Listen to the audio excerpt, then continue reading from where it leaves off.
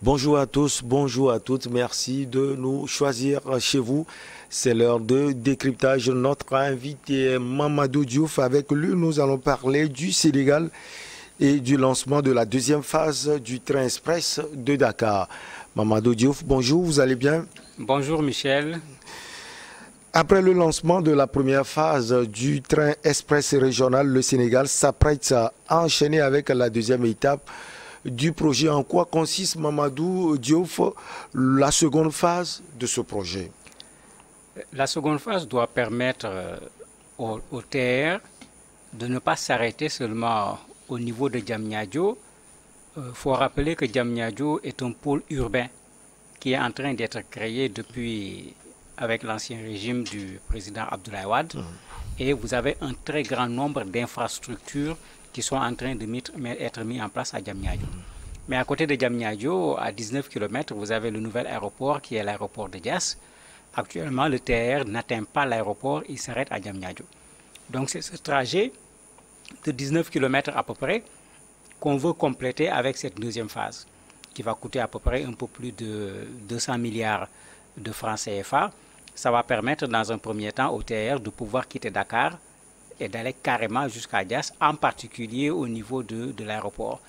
Il y a quand même d'autres ouvrages à mettre en place, une gare en particulier, des ponts également, puisque là où passe le TR, à cause de l'électricité qui est utilisée, il n'y a plus de possibilité de traverser. Il faut des ponts pour pouvoir relier plutôt les éléments qui vont être coupés par le passage du TR. Donc c'est l'ensemble de ces éléments qui feront à peu près un peu plus de 200 milliards de francs CFA.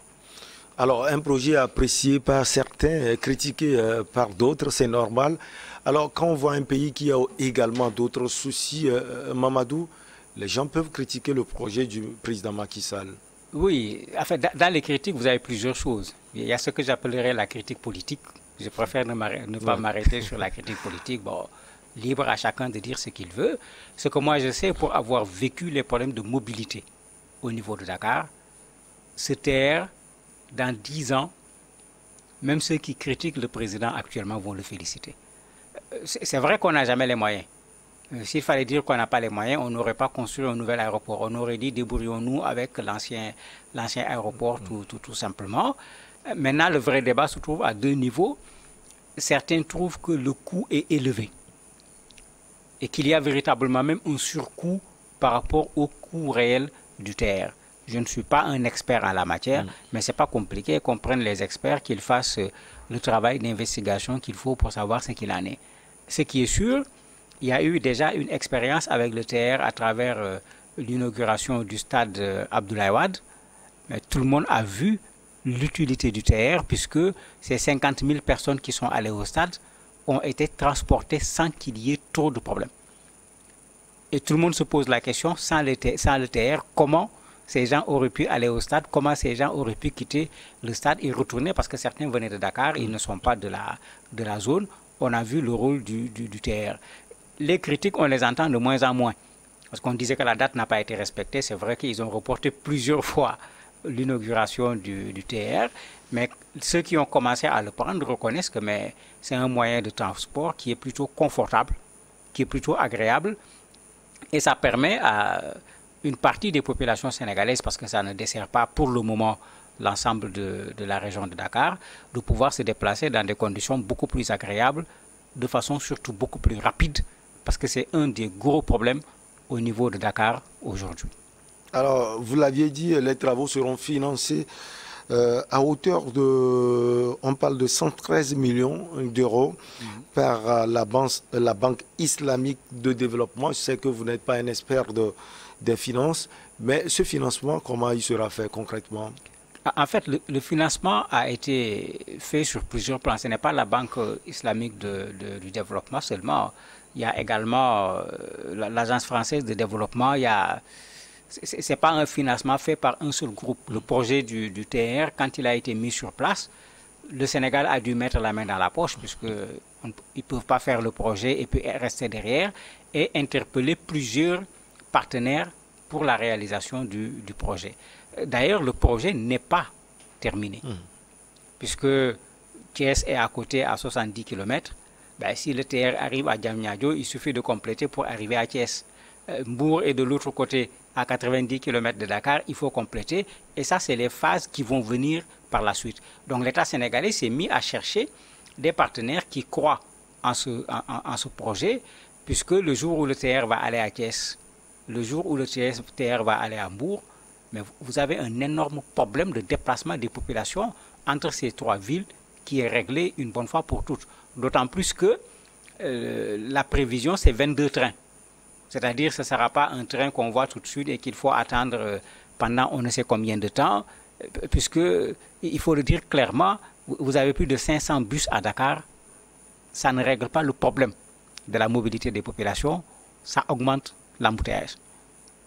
Puisqu'il y a déjà un problème pour se déplacer, même si tu as ta propre voiture, tu n'as pas de chemin pour circuler. Donc, il faut qu'on fasse attention.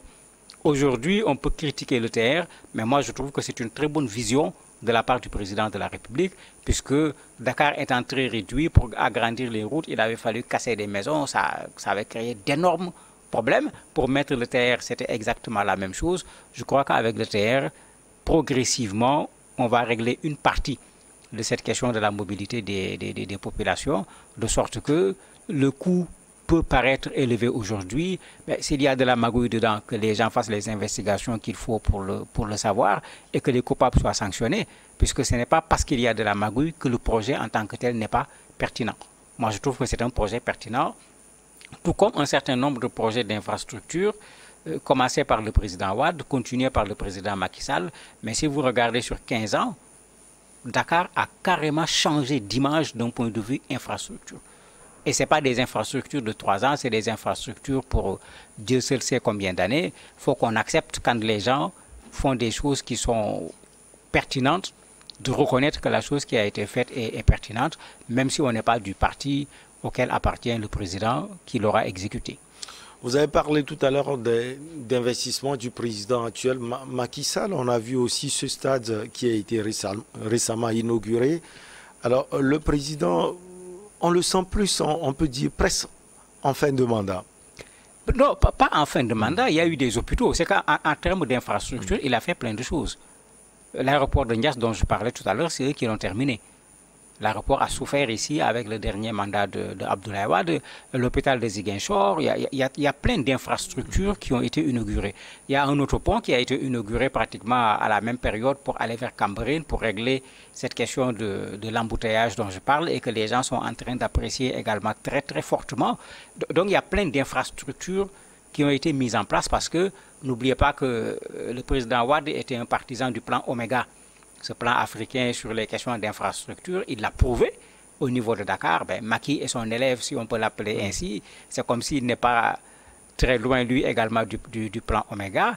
Donc, en réalité, sur 2 présidents de la République, il y a des choses extraordinaires qui ont été faites, à Dakar surtout, mais dans d'autres endroits également au Sénégal, en termes d'infrastructure. Et ça, qu'on soit de l'opposition, du pouvoir ou de je ne sais quel bord, on ne peut pas le refuser parce que ça saute à l'œil quand quelqu'un descend à Dakar aujourd'hui.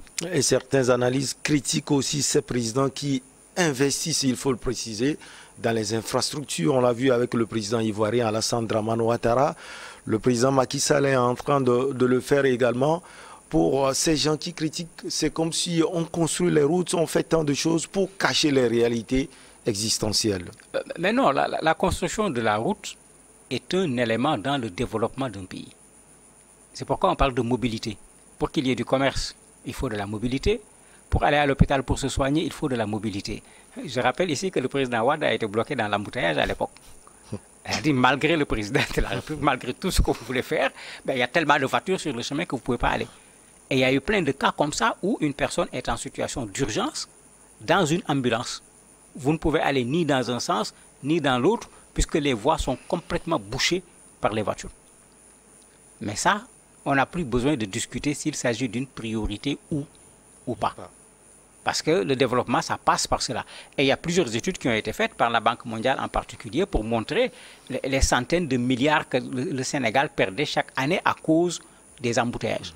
puisque les rendez-vous, on a du mal à les honorer. Il y avait plein de difficultés que cela créait, même au niveau des services, etc. Les Dakarois qui avaient construit leur maison en banlieue, beaucoup avaient fini par venir louer à Dakar alors qu'ils avaient leur propre maison, parce que quitter la banlieue, arriver à Dakar, c'était un casse-tête qui dépasse le casse-tête chinois, tout le temps en retard au service, ce qui créait des problèmes.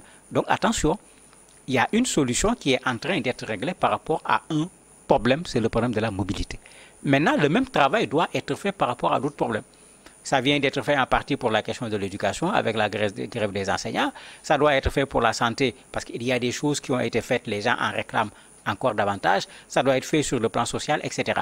Mais un pays ne va pas dire on fait tout à la fois, surtout pas un pays comme le Sénégal, dont le budget ne peut pas lui permettre un certain nombre de choses. Pour vous, ces investissements tous azimuts vont peser dans la balance lors des élections à venir? Les présidents connaissent ça. Je me rappelle, sur 3 présidents qui se sont succédés, Abdou Diouf, Abdoulaye Wade, Macky Sall, quand la campagne électorale s'approche, vous avez des reportages qu'on fait sur les inaugurations du président.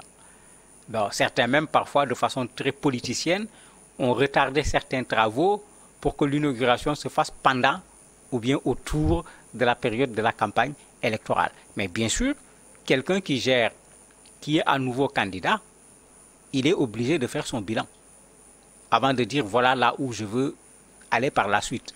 Je me rappelle, Wade nous disait, vous n'avez rien vu, ce qui va venir après, c'est encore meilleur que ce qui est là, etc. Donc c'est un élément, effectivement, qui va être utilisé d'un point de vue politique, mais certainement pas par le président Macky Sall. Je ne crois pas qu'il va être candidat à un 3e mandat. Peut-être par son dauphin. Son dauphin, son parti, sa coalition, parce que c'est très compliqué de dire qu'est-ce qui va se passer derrière lui, mais je crois qu'il ne va pas mettre le Sénégal dans le chaos pour un 3e mandat. Il pourra en faire son bilan écrit quelque part dans un ouvrage, mais je ne crois pas que lui, il pourra en faire usage pour devenir encore président du Sénégal. Mamadou Diouf, merci beaucoup à vous. On marque une petite pause et derrière, on reçoit notre invité.